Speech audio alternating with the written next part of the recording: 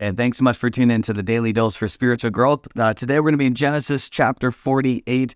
Today we're going to be talking about leaving a legacy and what example are we setting and what are we leaving behind to our kids, to our grandkids, to the people who we are influencing. On Tuesday we talked about being wise with the resources that God has entrusted to us. And the thing that we need to do is we need to store up treasures in heaven and not just be so dependent upon the things of this earth because we know that they are fleeting. So one of the greatest things that we can leave our children and our children's children isn't possessions, but it's character, it's integrity, it's understanding who God is and the plan and purpose that He has on my life, and that I can pass that down, that you can pass that down, that, hey, the God of the God of the universe, my creator, is the one who provides. He's the one who has guided me, who has comforted me.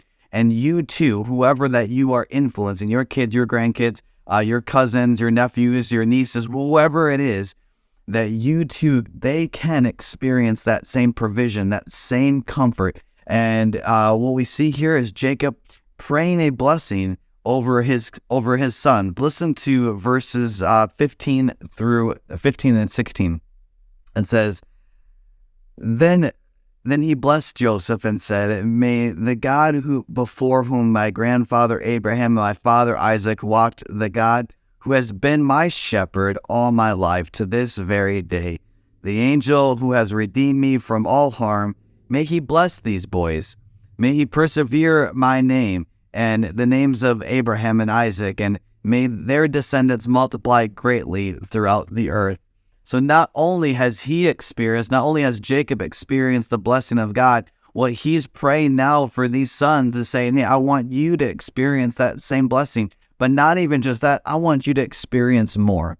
I think of it as my kids. Like, I am investing, and it's my job as their father to parent well. I want them to be better than me. I want them to be a better parent than I ever was. I want them to experience God and to do things that I hadn't done.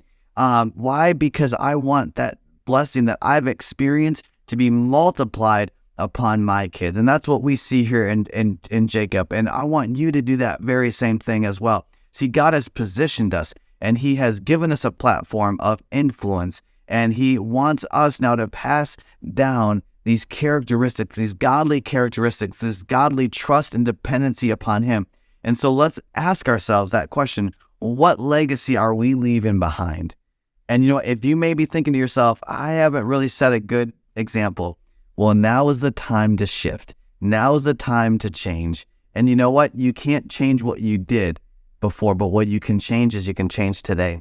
You can change what you're going to do today. You can change what you want to pass down moving forward. So let's try to think through that and try to shift if we need to shift, or we need to continue to set that tone and that example of having God being our shepherd, our great provider who guides and who comforts and protects. Hey, thanks so much for tuning in. Make sure to tune in tomorrow for the Daily Dose for Spiritual Growth.